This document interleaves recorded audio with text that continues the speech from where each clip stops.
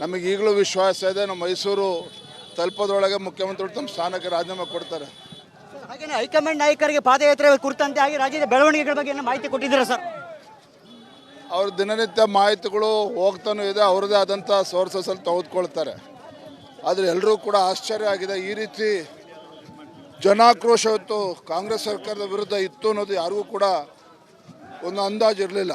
ಆದರೆ ಇವತ್ತು ಪಕ್ಷಾತೀತವಾಗಿ ಜಾತ್ಯತೀತವಾಗಿ ಇವತ್ತು ಜನ ಈ ಸರ್ಕಾರವನ್ನು, ಕಾಂಗ್ರೆಸ್ ಸರ್ಕಾರವನ್ನು ವಿರೋಧಿಸ್ತಾ ಇದ್ದಾರೆ. ಎಷ್ಟು ಬೇಗ ತೊಲಗ್ತದೋ ಅಷ್ಟು ಬೇಗ ಒಳ್ಳೆಯದು ಅನ್ನುವ ಅಭಿಪ್ರಾಯದಲ್ಲಿದ್ದಾರೆ. 9ನೇ ತಾರೀಕು ಮೈಸೂರಿಗೆ ಮೂಡ ಪಾದಯಾತ್ರೆ ತಲುಪಿ ಅವತ್ತು ಬಹಿರಂಗವಾಗಿ ಸಮಾವೇಶವನ್ನು ಹಮ್ಮಿಕೊಂಡಿದ್ದೀರಿ. ಆದರೆ ಅದಕ್ಕೂ ಮುಂಚೆ ಒಂದು ದಿನ ಮುಂಚಿತವಾಗಿ 8ನೇ ತಾರೀಕು ಸಿದ್ದರಾಮಯ್ಯನವರು ಒಂದು ಮಾಹಿತಿಯನ್ನು ಕೊಡೋ ನಿಟ್ಟಿನಲ್ಲಿ ಸುಮಾರು 800 ಪುಟಗಳ ಒಂದು ದಾಖಲೆಯನ್ನು ಓದ್ತಾರೆ ಅಂತಕ್ಕಂಥದ್ದು ಪಕ್ಷದೊಳಗಡೆ ಚರ್ಚೆ ಆಗ್ತಾ ಇರ್ತಕ್ಕಂಥದ್ದು. ನಮ್ಮ ಕಾರ್ಯಕ್ರಮ ಇರ್ತಕ್ಕಂಥದ್ದು 10ನೇ ತಾರೀಕು. ಕಾಂಗ್ರೆಸ್ ಸರ್ಕಾರ ಅವ್ರದ್ದು 9ನೇ ತಾರೀಕು ಆಯೋಜನೆ ಮಾಡಿದ್ದಾರೆ. ಅವ್ರು ಏನೇ ಕಾರ್ಯಕ್ರಮ ಆಯೋಜನೆ ಮಾಡಿದ್ರು ಕೂಡ ಜನರ ವಿಶ್ವಾಸನ ಕಳೆದುಕೊಂಡಿದ್ದಾರೆ. ಅದನ್ನು ಮರುಕಳಿಸೋದಕ್ಕೆ ಸಾಧ್ಯ ಇಲ್ಲ. ಯಾರಿಗೂ ಗೊತ್ತಾಗೋದಿಲ್ಲ ಅಂಥೇಳಿ ರೀತಿ ಅನೇಕ ಹಗರಣಗಳು ರಾಜ್ಯ ಸರ್ಕಾರದಲ್ಲಿ ಆಗಿದೆ, ಸಿದ್ದರಾಮಯ್ಯ ನೇತೃತ್ವದಲ್ಲಿ ಆಗಿದೆ. ಒಂದೊಂದೇ ಹಗರಣಗಳೀಗ ಬಯಲಾಗ್ತಾ ಇದೆ. ಒಂದೊಂದೇ ಹಗರಣಗಳು ಬಯಲಾಗ್ತಕ್ಕಂಥ ಸಂದರ್ಭದಲ್ಲಿ ಸಿದ್ದರಾಮಯ್ಯನವ್ರಿಗೆ ನಡಕ ಶುರುವಾಗಿದೆ. ಯಾಕೋ ಅವ್ರ ಸಮಯ ಟೈಮ್ ಸರಿ ಇಲ್ಲ ಅಂತ ಅವ್ರಿಗೂ ಅನಿಸಿರ್ಬೇಕು. ಯಾಕಂತ ಹೇಳಿದ್ರೆ ಇಂಥ ತನ್ನ ರಾಜಕೀಯ ಜೀವನದಲ್ಲಿ ಎಂದೂ ಕೂಡ ಕಪ್ಪು ಚೊಕ್ಕೆ ಇರಲಿಲ್ಲ ಅಂಥೇಳಿ ಬಂಡವಾದ ಮಂಡನೆ ಮಾಡ್ತಾಯಿದ್ರು. ಆದರೆ ಸತ್ಯ ಬಹಿರಂಗ ಆಗಿದೆ. ಸಿದ್ದರಾಮಯ್ಯ ಅವರ ಸಮಾಜವಾದಿ ಮುಖವಾಡ ಕಳಚಿ ಬಿದ್ದಿದೆ. ಯಾರಿಗೂ ಗೊತ್ತಾಗೋದಿಲ್ಲ ಅಂಥೇಳಿ ರೀತಿ ಅನೇಕ ಹಗರಣಗಳು ರಾಜ್ಯ ಸರ್ಕಾರದಲ್ಲಿ ಆಗಿದೆ, ಸಿದ್ದರಾಮಯ್ಯ ನೇತೃತ್ವದಲ್ಲಿ ಆಗಿದೆ. ಒಂದೊಂದೇ ಹಗರಣಗಳೀಗ ಬಯಲಾಗ್ತಾ ಇದೆ. ಒಂದೊಂದೇ ಹಗರಣಗಳು ಬಯಲಾಗ್ತಕ್ಕಂಥ ಸಂದರ್ಭದಲ್ಲಿ ಸಿದ್ದರಾಮಯ್ಯನವ್ರಿಗೆ ನಡಕ ಶುರುವಾಗಿದೆ. ಯಾಕೋ ಅವ್ರ ಸಮಯ ಟೈಮ್ ಸರಿ ಇಲ್ಲ ಅಂತ ಅವ್ರಿಗೂ ಅನಿಸಿರ್ಬೇಕು. ಯಾಕಂತ ಹೇಳಿದ್ರೆ ಇಂಥ ತನ್ನ ರಾಜಕೀಯ ಜೀವನದಲ್ಲಿ ಎಂದೂ ಕೂಡ ಕಪ್ಪು ಚೊಕ್ಕೆ ಇರಲಿಲ್ಲ ಅಂಥೇಳಿ ಬಂಡವಾದ ಮಂಡನೆ ಮಾಡ್ತಾಯಿದ್ರು. ಆದರೆ ಸತ್ಯ ಬಹಿರಂಗ ಆಗಿದೆ. ಸಿದ್ದರಾಮಯ್ಯ ಅವರ ಸಮಾಜವಾದಿ ಮುಖವಾಡ ಕಳಚಿ ಬಿದ್ದಿದೆ.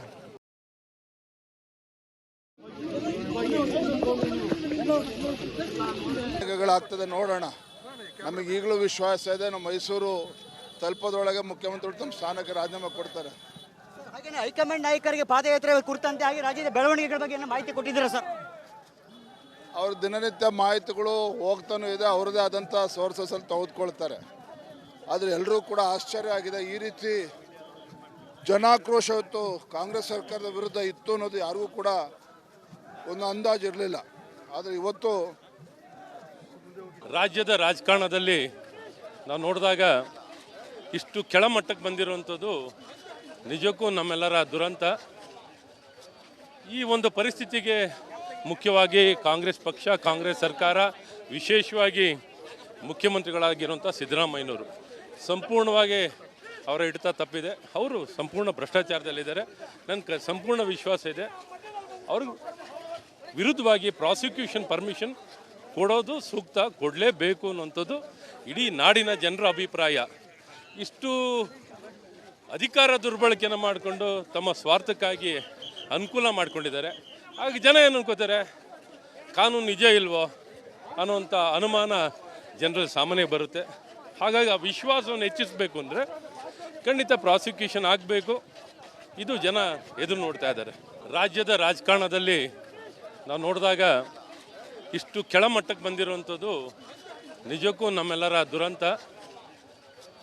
ಈ ಒಂದು ಪರಿಸ್ಥಿತಿಗೆ ಮುಖ್ಯವಾಗಿ ಕಾಂಗ್ರೆಸ್ ಪಕ್ಷ, ಕಾಂಗ್ರೆಸ್ ಸರ್ಕಾರ, ವಿಶೇಷವಾಗಿ ಮುಖ್ಯಮಂತ್ರಿಗಳಾಗಿರುವಂಥ ಸಿದ್ದರಾಮಯ್ಯನವರು ಸಂಪೂರ್ಣವಾಗಿ ಅವರ ಹಿಡಿತ ತಪ್ಪಿದೆ. ಅವರು ಸಂಪೂರ್ಣ ಭ್ರಷ್ಟಾಚಾರದಲ್ಲಿದ್ದಾರೆ.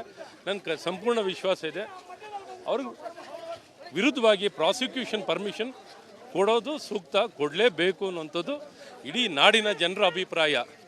ಇಷ್ಟು ಅಧಿಕಾರ ದುರ್ಬಳಕೆಯನ್ನು ಮಾಡಿಕೊಂಡು ತಮ್ಮ ಸ್ವಾರ್ಥಕ್ಕಾಗಿ ಅನುಕೂಲ ಮಾಡಿಕೊಂಡಿದ್ದಾರೆ. ಹಾಗೆ ಜನ ಏನು ಅನ್ಕೋತಾರೆ, ಕಾನೂನು ನಿಜ ಇಲ್ವೋ ಅನ್ನೋಂಥ ಅನುಮಾನ ಜನರಲ್ಲಿ ಸಾಮಾನ್ಯ ಬರುತ್ತೆ. ಹಾಗಾಗಿ ಆ ವಿಶ್ವಾಸವನ್ನು ಹೆಚ್ಚಿಸಬೇಕು ಅಂದರೆ ಖಂಡಿತ ಪ್ರಾಸಿಕ್ಯೂಷನ್ ಆಗಬೇಕು. ಇದು ಜನ ಎದುರು ನೋಡ್ತಾ ಇದ್ದಾರೆ.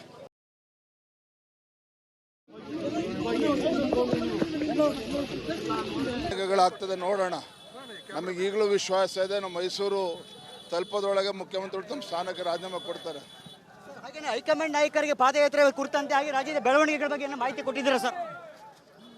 ಅವ್ರ ದಿನನಿತ್ಯ ಮಾಹಿತಿಗಳು ಹೋಗ್ತಾನೂ ಇದೆ, ಅವ್ರದ್ದೇ ಆದಂಥ ಸೋರ್ಸಸಲ್ಲಿ ತೆಗೆದುಕೊಳ್ತಾರೆ. ಆದರೆ ಎಲ್ಲರೂ ಕೂಡ ಆಶ್ಚರ್ಯ ಆಗಿದೆ. ಈ ರೀತಿ ಜನಾಕ್ರೋಶ ಇವತ್ತು ಕಾಂಗ್ರೆಸ್ ಸರ್ಕಾರದ ವಿರುದ್ಧ ಇತ್ತು ಅನ್ನೋದು ಯಾರಿಗೂ ಕೂಡ ಒಂದು ಅಂದಾಜು ಇರಲಿಲ್ಲ. ಆದರೆ ಇವತ್ತು ನಮಗೆ ಈಗಲೂ ವಿಶ್ವಾಸ ಇದೆ, ನಮ್ಮ ಮೈಸೂರು ತಲುಪೋದ್ರೊಳಗೆ ಮುಖ್ಯಮಂತ್ರಿಗಳು ತಮ್ಮ ಸ್ಥಾನಕ್ಕೆ ರಾಜೀನಾಮೆ ಕೊಡ್ತಾರೆ. ಹಾಗೆಯೇ ಹೈಕಮಾಂಡ್ ನಾಯಕರಿಗೆ ಪಾದಯಾತ್ರೆ ಕುರಿತಂತೆ ಆಗಿ ರಾಜ್ಯದ ಬೆಳವಣಿಗೆಗಳ ಬಗ್ಗೆ ಏನೋ ಮಾಹಿತಿ ಕೊಟ್ಟಿದ್ದೀರಾ ಸರ್? ಅವ್ರ ದಿನನಿತ್ಯ ಮಾಹಿತಿಗಳು ಹೋಗ್ತಾನೂ ಇದೆ, ಅವ್ರದ್ದೇ ಆದಂಥ ಸೋರ್ಸಸಲ್ಲಿ ತೆಗೆದುಕೊಳ್ತಾರೆ. ಆದರೆ ಎಲ್ಲರೂ ಕೂಡ ಆಶ್ಚರ್ಯ ಆಗಿದೆ. ಈ ರೀತಿ ಜನಾಕ್ರೋಶ ಇವತ್ತು ಕಾಂಗ್ರೆಸ್ ಸರ್ಕಾರದ ವಿರುದ್ಧ ಇತ್ತು ಅನ್ನೋದು ಯಾರಿಗೂ ಕೂಡ ಒಂದು ಅಂದಾಜು ಇರಲಿಲ್ಲ. ಆದರೆ ಇವತ್ತು ಪಕ್ಷಾತೀತವಾಗಿ ಜಾತ್ಯತೀತವಾಗಿ ಇವತ್ತು ಜನ ಈ ಸರ್ಕಾರವನ್ನು, ಕಾಂಗ್ರೆಸ್ ಸರ್ಕಾರವನ್ನು ವಿರೋಧಿಸ್ತಾ ಇದ್ದಾರೆ. ಎಷ್ಟು ಬೇಗ ತೊಲಗ್ತದೋ ಅಷ್ಟು ಬೇಗ ಒಳ್ಳೆಯದು ಅನ್ನುವ ಅಭಿಪ್ರಾಯದಲ್ಲಿದ್ದಾರೆ. 9ನೇ ತಾರೀಕು ಮೈಸೂರಿಗೆ ಮೂಡ ಪಾದಯಾತ್ರೆ ತಲುಪಿ ಅವತ್ತು ಬಹಿರಂಗವಾಗಿ ಸಮಾವೇಶವನ್ನು ಹಮ್ಮಿಕೊಂಡಿದ್ದೀರಿ. ಆದರೆ ಅದಕ್ಕೂ ಮುಂಚೆ ಒಂದು ದಿನ ಮುಂಚಿತವಾಗಿ 8ನೇ ತಾರೀಕು ಸಿದ್ದರಾಮಯ್ಯನವರು ಒಂದು ಮಾಹಿತಿಯನ್ನು ಕೊಡೋ ನಿಟ್ಟಿನಲ್ಲಿ ಸುಮಾರು 800 ಪುಟಗಳ ಒಂದು ದಾಖಲೆಯನ್ನು ಓದ್ತಾರೆ ಅಂತಕ್ಕಂಥದ್ದು ಪಕ್ಷದೊಳಗಡೆ ಚರ್ಚೆ ಆಗ್ತಾ ಇರ್ತಕ್ಕಂಥದ್ದು. ನಮ್ಮ ಕಾರ್ಯಕ್ರಮ ಇರ್ತಕ್ಕಂಥದ್ದು 10ನೇ ತಾರೀಕು. ಕಾಂಗ್ರೆಸ್ ಸರ್ಕಾರ ಅವ್ರದ್ದು 9ನೇ ತಾರೀಕು ಆಯೋಜನೆ ಮಾಡಿದ್ದಾರೆ. ಅವ್ರು ಏನೇ ಕಾರ್ಯಕ್ರಮ ಆಯೋಜನೆ ಮಾಡಿದ್ರು ಕೂಡ ಜನರ ವಿಶ್ವಾಸನ ಕಳೆದುಕೊಂಡಿದ್ದಾರೆ. ಅದನ್ನು ಮರುಕಳಿಸೋದಕ್ಕೆ ಸಾಧ್ಯ ಇಲ್ಲ. ಯಾರೂ ಗೊತ್ತಾಗೋದಿಲ್ಲ ಅಂಥೇಳಿ ರೀತಿ ಅನೇಕ ಹಗರಣಗಳು ರಾಜ್ಯ ಸರ್ಕಾರದಲ್ಲಿ ಆಗಿದೆ, ಸಿದ್ದರಾಮಯ್ಯ ನೇತೃತ್ವದಲ್ಲಿ ಆಗಿದೆ. ಒಂದೊಂದೇ ಹಗರಣಗಳೀಗ ಬಯಲಾಗ್ತಾ ಇದೆ. ಒಂದೊಂದೇ ಹಗರಣಗಳು ಬಯಲಾಗ್ತಕ್ಕಂಥ ಸಂದರ್ಭದಲ್ಲಿ ಸಿದ್ದರಾಮಯ್ಯನವ್ರಿಗೆ ನಡುಕ ಶುರುವಾಗಿದೆ. ಯಾಕೋ ಅವ್ರ ಸಮಯ ಟೈಮ್ ಸರಿಯಿಲ್ಲ ಅಂತ ಅವ್ರಿಗೂ ಅನಿಸಿರ್ಬೇಕು. ಯಾಕಂತ ಹೇಳಿದ್ರೆ ಇಂಥ ತನ್ನ ರಾಜಕೀಯ ಜೀವನದಲ್ಲಿ ಎಂದೂ ಕೂಡ ಕಪ್ಪು ಚೊಕ್ಕೆ ಇರಲಿಲ್ಲ ಅಂಥೇಳಿ ಬಂಡವಾದ ಮಂಡನೆ ಮಾಡ್ತಾಯಿದ್ರು. ಆದರೆ ಸತ್ಯ ಬಹಿರಂಗ ಆಗಿದೆ. ಸಿದ್ದರಾಮಯ್ಯ ಅವರ ಸಮಾಜವಾದಿ ಮುಖವಾಡ ಕಳಚಿ ಬಿದ್ದಿದೆ. ಯಾರೂ ಗೊತ್ತಾಗೋದಿಲ್ಲ ಅಂಥೇಳಿ ರೀತಿ ಅನೇಕ ಹಗರಣಗಳು ರಾಜ್ಯ ಸರ್ಕಾರದಲ್ಲಿ ಆಗಿದೆ, ಸಿದ್ದರಾಮಯ್ಯ ನೇತೃತ್ವದಲ್ಲಿ ಆಗಿದೆ. ಒಂದೊಂದೇ ಹಗರಣಗಳೀಗ ಬಯಲಾಗ್ತಾ ಇದೆ. ಒಂದೊಂದೇ ಹಗರಣಗಳು ಬಯಲಾಗ್ತಕ್ಕಂಥ ಸಂದರ್ಭದಲ್ಲಿ ಸಿದ್ದರಾಮಯ್ಯನವ್ರಿಗೆ ನಡುಕ ಶುರುವಾಗಿದೆ. ಯಾಕೋ ಅವ್ರ ಸಮಯ ಟೈಮ್ ಸರಿಯಿಲ್ಲ ಅಂತ ಅವ್ರಿಗೂ ಅನಿಸಿರ್ಬೇಕು. ಯಾಕಂತ ಹೇಳಿದ್ರೆ ಇಂಥ ತನ್ನ ರಾಜಕೀಯ ಜೀವನದಲ್ಲಿ ಎಂದೂ ಕೂಡ ಕಪ್ಪು ಚೊಕ್ಕೆ ಇರಲಿಲ್ಲ ಅಂಥೇಳಿ ಬಂಡವಾದ ಮಂಡನೆ ಮಾಡ್ತಾಯಿದ್ರು. ಆದರೆ ಸತ್ಯ ಬಹಿರಂಗ ಆಗಿದೆ. ಸಿದ್ದರಾಮಯ್ಯ ಅವರ ಸಮಾಜವಾದಿ ಮುಖವಾಡ ಕಳಚಿ ಬಿದ್ದಿದೆ.